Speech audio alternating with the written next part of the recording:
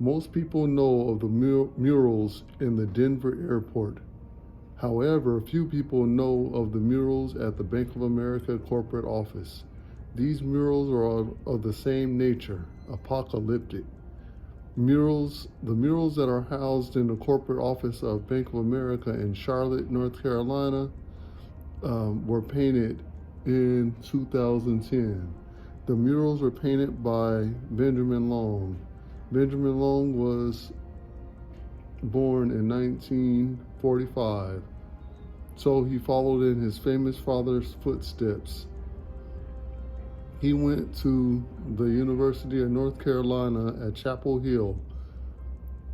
Long was drafted into the Marine Corps and served in Vietnam. Long painted murals in Ashe County churches and St. Peter's Church in Charlotte, North Carolina. The murals are of a horrifying nature, more than the one in the Denver International Airport. The first mural is a boy on a checkered floor. The first part to analyze is the woman in the box. It is connected to the black sun. The Mesoamerican folklore talks about the black sun in connection with Quetzalcoatl. The Aztecs associated the black sun with butterflies. More accurately, the obsidian butterfly is a goddess that devoured men during the solar eclipses. It seems as if the black sun is levitating the woman into the sky. The four men that are standing in a pit on the corner of the mural. The three men seems to be pondering the boy. The last man, however, smirks. That let us know that he knows a secret. He knows something. Even so pervasive that he stands with his back to the boy.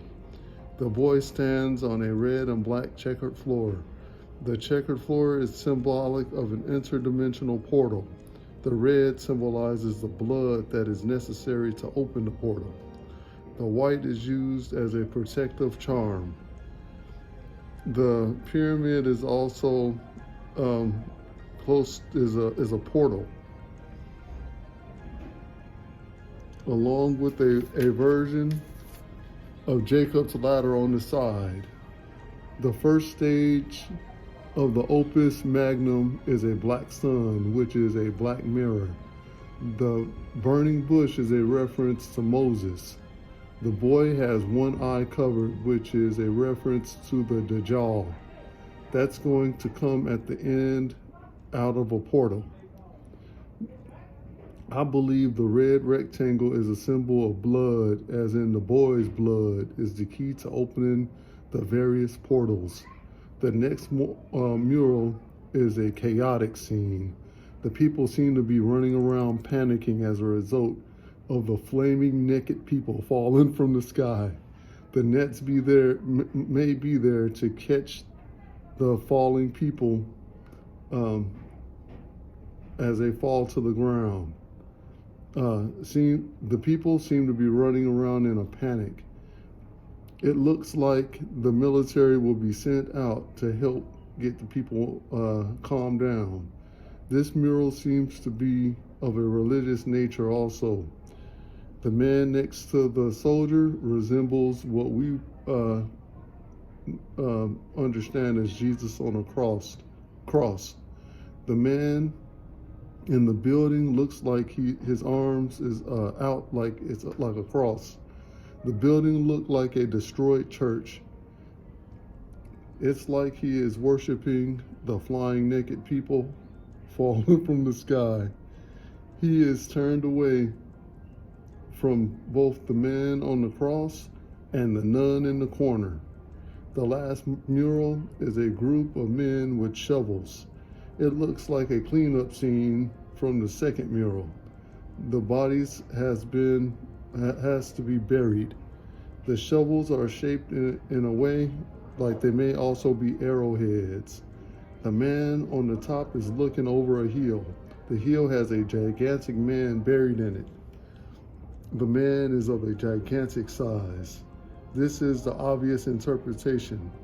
Look at the mural as connected to the story, to a story. First, a sacrifice is performed with a hidden connection. At a time of either an eclipse or the passing of Nibiru. The ceremony is known to African traditions, but it is a mystery to most others. People are so scared as they see naked people falling from the sky. The people are Satan and his fallen angels plunging to the earth in defeat from the war with Michael in heaven. They embed into the ground. Humanity suffers as a result. The workmen will dig up the angels with shovels shaped like arrowheads. Arrows represent protection from evil forces. The man underground is a Nephilim, a fallen one. People don't understand the painting was done in 2010. The event already happened. The last event is the emergence of the Nephilim from below, not falling from above. And there was war in heaven. Michael and his angels fought against the dragon, and the dragon fought and his angels, but they did not prevail, nor was a place found for them in heaven any longer. And the great dragon was cast out, that old serpent, called the devil, and Satan, which deceiveth the whole world. He was cast out into the earth, and his angels were cast out with him. And I heard a loud voice saying in heaven, Now is come salvation, and strength, and the kingdom of our God, and the power of his Christ, for the accuser of our brethren is cast down, which accused them before our God day and night.